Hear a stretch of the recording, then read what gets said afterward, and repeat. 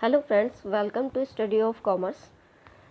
आज हम इस वीडियो में रेवेन्यू एक्सपेंडिचर और डिफर्ड रेवेन्यू एक्सपेंडिचर की बात करेंगे कि दोनों में क्या डिफरेंस होता है।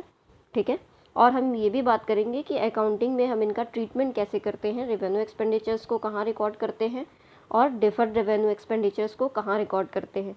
इससे पहले एक वीडियो में मैंने आपको रेवेन्यू एक्सपेंडिचर और कैपिटल एक्सपेंडिचर के बीच में डिफरेंस बताया है। आप उसको देख लेंगे तो आपको ये वाला डिफरेंस ज़्यादा क्लियर हो जाएगा, क्योंकि ये उससे जुड़ा हुआ है। ठीक है, तो मैंने आपको एक वीडियो में टाइप्स ऑफ एक्सपेंडिचर भी बताया है और एक्सपेंडिचर और एक्सपेंसेस के बीच में भी डिफरेंस बताया है। तो आई होप कि आपने वो सारे वीडियोस देख लिए होंगे, तब आप ये वीडियोस देखने आ रहे हैं। ठीक है, तो चलिए आज हम स्टार्ट करते हैं। रेवेन्यू एक्सपेंडिचर की अगर हम बात करें, ये तो हम पहले भी बात कर चुके हैं रेवेन्यू एक्सपेंडिचर के बारे में।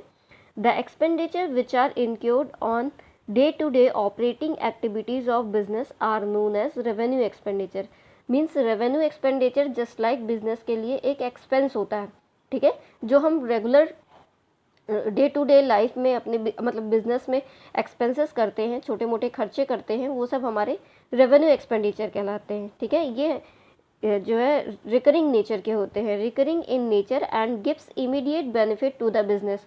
ये रिकरिंग नेचर के होते हैं, यानी कि रेगुलर बेसिस पर हम ये एक्सपेंसेस करते रहते हैं, मंथली बेसिस पे, वीकली बेसिस पे या डे टू डे हम ये एक्सपेंसेस करते रहते हैं।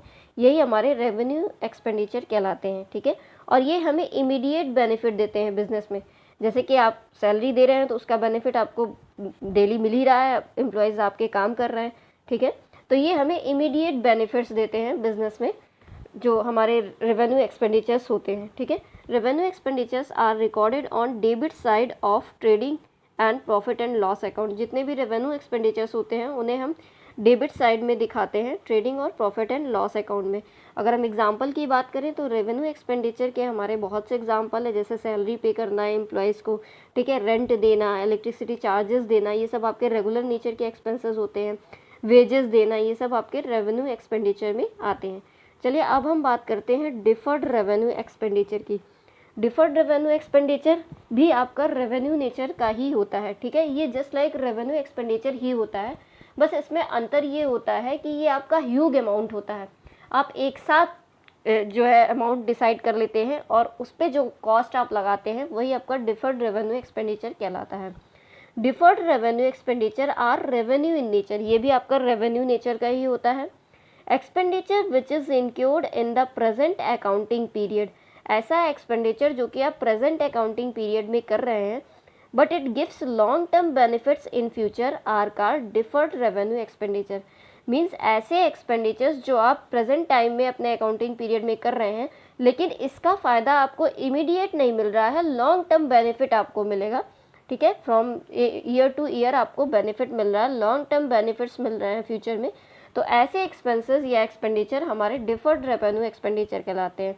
बल्कि जो रेवेन्यू एक्सपेंडिचर होते हैं वो हमें इमीडिएट बेनिफिट प्रोवाइड करते हैं बिजनेस में। ठीक है, for example revenue used for advertisement is deferred revenue expenditure.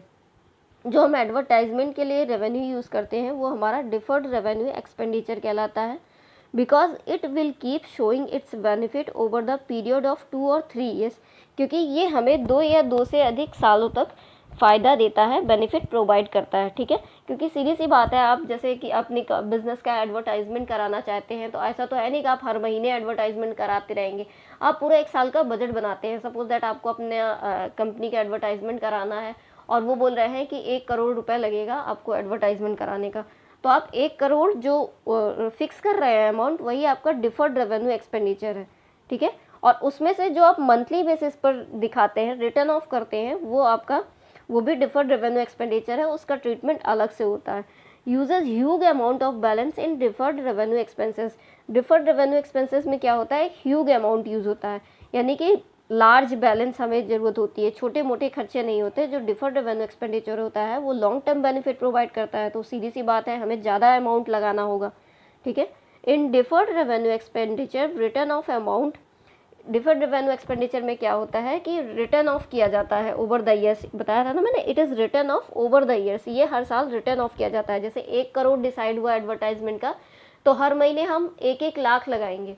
ठीक है, तो ये जो हर महीने 1-1 लाख लगा रहे हैं 1 करोड़ में से, वो हमारा क्या कर रिटर्न ऑफ किया गया है, यानी उसको डिवाइड किया गया है पार्ट में। डिफर्ड रेवेन्यू एक्सपेंडिचर को हम पार्ट में डिवाइड कर रहे हैं, क्योंकि अगर हम एक साथ 1 करोड़ का खर्चा दिखा देंगे तो उससे जो है हमारा प्रॉफिट और लॉस का जो बैलेंस है वो बिगड़ जाएगा, ठीक है, हम बहुत ज़्यादा लॉस में चले जाएंगे, इसलिए हम उसको मंथली बेसिस पर रिटर्न ऑफ करते हैं, ठीक है। In deferred revenue expenditure written off amount recorded on the debit side of profit and loss account. तो जो रिटर्न ऑफ अमाउंट होता है 1 लाख, वो हम प्रॉफिट एंड लॉस अकाउंट में दिखाते हैं डेबिट साइड में, and not return off amount recorded on the asset side. और जो रिटर्न ऑफ नहीं हुआ, जैसे कि 1 करोड़ की बात हुई थी तो 1 लाख उसमें से निकल गया, तो जो बाकी के अमाउंट बचे उसको हम जो रिटर्न ऑफ नहीं किया गया वो अमाउंट हम एसेट साइड में दिखाते हैं मिसलिनियस एक्सपेंडिचर में, ठीक है। जो हम अमाउंट रिटर्न ऑफ कर रहे हैं, जो हम मंथली बेसिस पे दिखाते हैं, उसको हम प्रॉफिट एंड लॉस में ही रेवेन्यू एक्सपेंडिचर की तरह डेबिट साइड में दिखाते हैं। लेकिन जो ह्यूज अमाउंट है जो हम रिटर्न ऑफ नहीं कर रहे हैं, जो हम नेक्स्ट ईयर ऐसे ईयर टू ईयर करके रिटर्न ऑफ करेंगे, वो अमाउंट हम एसेट साइड में मिसलिनियस एक्सपेंडिचर में दिखाते हैं, ठीक है। आई होप आपको डिफर्ड रेवेन्यू एक्सपेंडिचर और रेवेन्यू एक्सपेंडिचर दोनों के बीच में डिफरेंस क्लियर हो गया होगा। अगर आपको कोई भी डाउट हो तो आप कमेंट करके पूछ सकते हैं, और वीडियो को लाइक कर दीजिएगा अगर आपको अच्छा लगा हो तो, और चैनल को सब्सक्राइब कर दीजिएगा आगे की वीडियोस देखने के लिए। Thanks for watching.